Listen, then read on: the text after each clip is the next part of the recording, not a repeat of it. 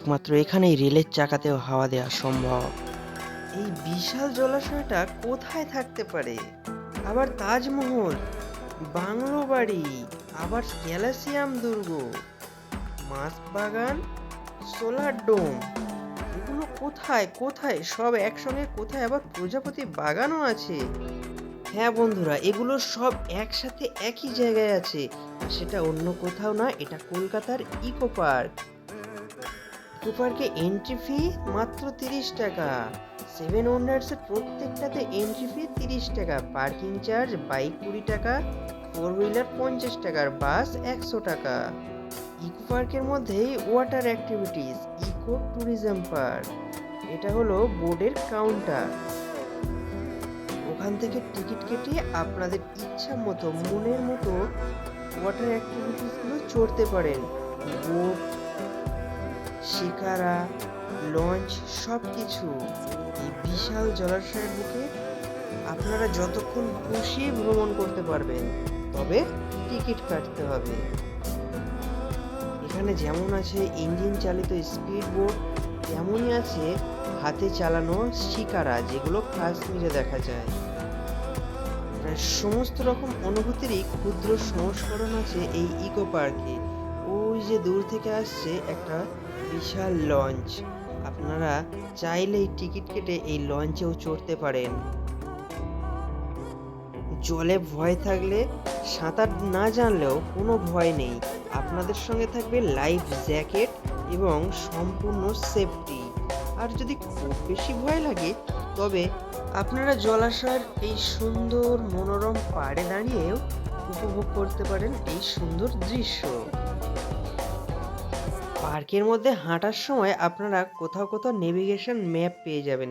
এটার একটা ছবি তুলে সবসময় কাছে রাখবেন, তাহলে আপনাদের ঘুরতে সুবিধা হবে।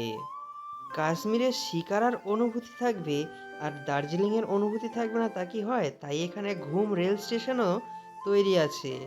টিকিট কাউন্টার থেকে টিকিট কাটলেই চড়তে পারবেন ঘুম রেল স্টেশনের রেল। এছাড়া আছে মাস্ক গার্ডেন।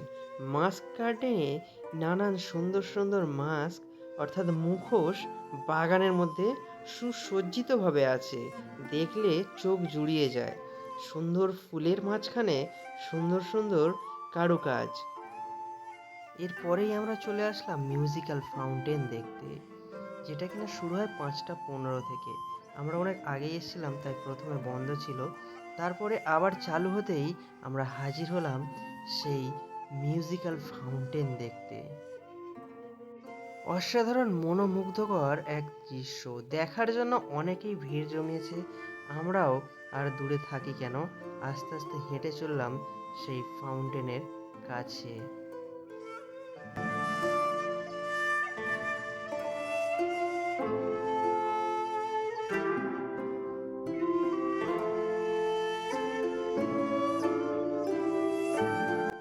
তারপর আমরা দেখলাম মিস্ট গার্ডেন।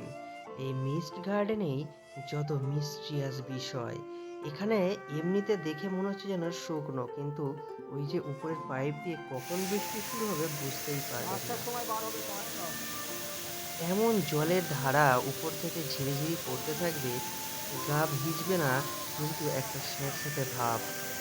দারুণ এনজয় করার মতো একটা বিষয়, সকলেই খুব মজা করছিল জলে ভিজে ভিজে। এই সেই রাস্তা একটু আগেই শুকনো ছিল, আর এখনই সেটা ভিজে গেছে।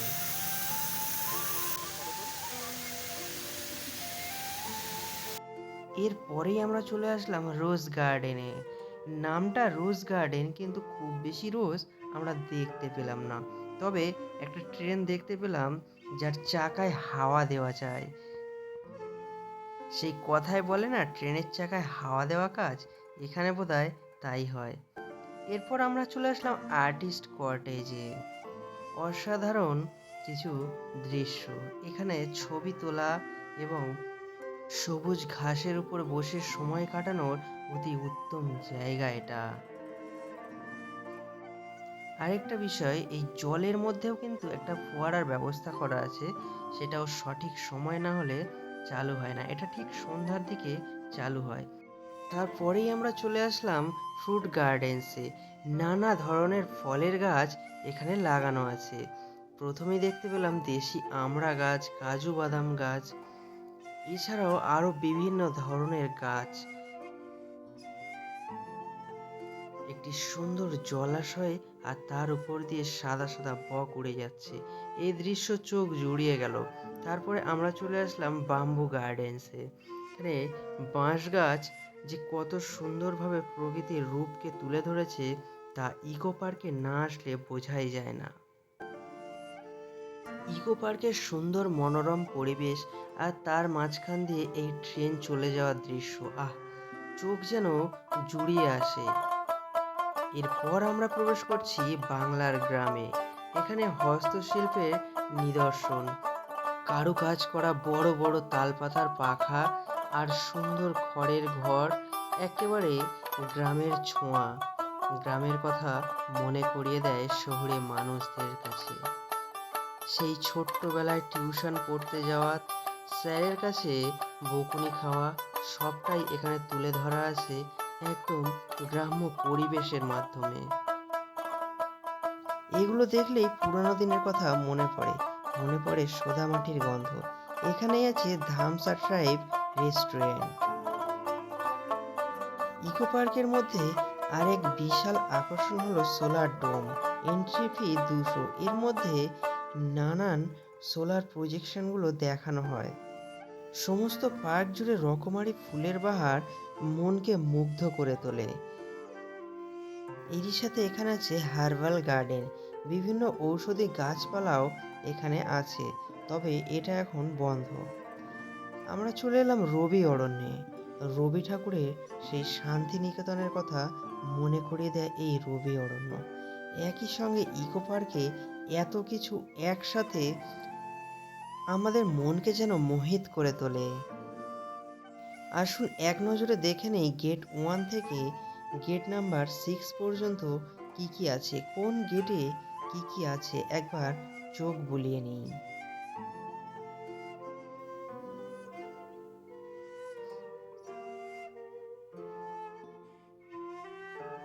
এবার আমরা চলে আসলাম সপ্তম আশ্চর্য দেখতে। সপ্তম আশ্চর্যের প্রত্যেকটাই দেখার জন্য আলাদা আলাদা টিকিট কাটতে হয়। প্রতি টিকিট 30 টাকা। সেই সঙ্গে এখানেও আছে রেস্টুরেন্ট আর সুন্দর বাগান। এই বাগানে আসলে মন জুড়িয়ে যায়। এই বাগানের শান্তির ছায়া। এবার আমরা দেখতে আসলাম ভাস্কর্যের বাংলার ইতিহাসের বাগান। দেওয়ালের গায়ে ভাস্কর্যের সুন্দর কারুকাজ যেন বাংলার ইতিহাসকে তুলে ধরেছে। চলচ্চিত্র জগৎ থেকে শুরু করে বাংলার অন্যান্য রাজনৈতিক সামাজিক ইতিহাস সবই তুলে ধরা হয়েছে এখানে সুন্দরভাবে।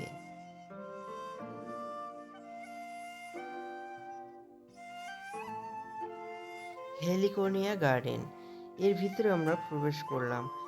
সবচেয়ে মজার বিষয় হলো ইকো পার্কে এত গার্ডেন আর এত কিছু একসাথে আছে যে সব কিছু খুব ভালোভাবে দেখার জন্য একটা দিন আমাদের কাছে কম পড়ে যায়।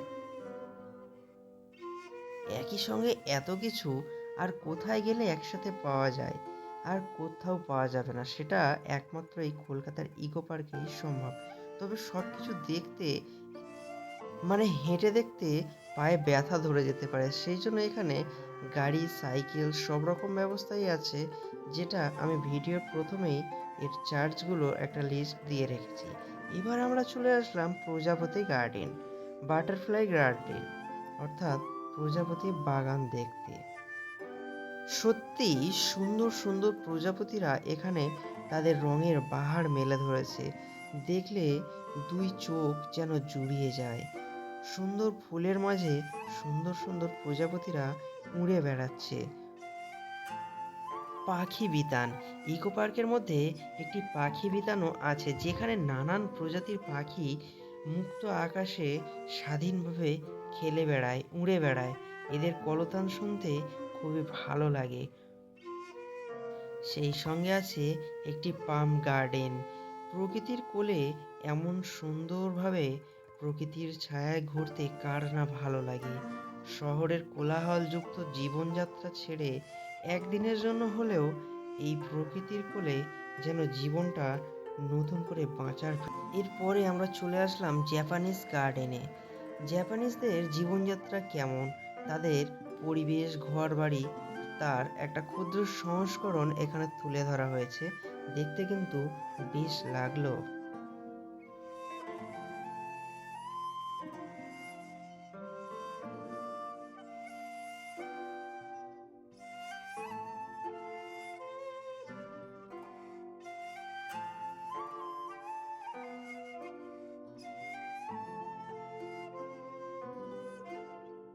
সবশেষে আমরা চলে আসলাম আইফেল টাওয়ারের কাছে, আইফেল টাওয়ার দেখতে।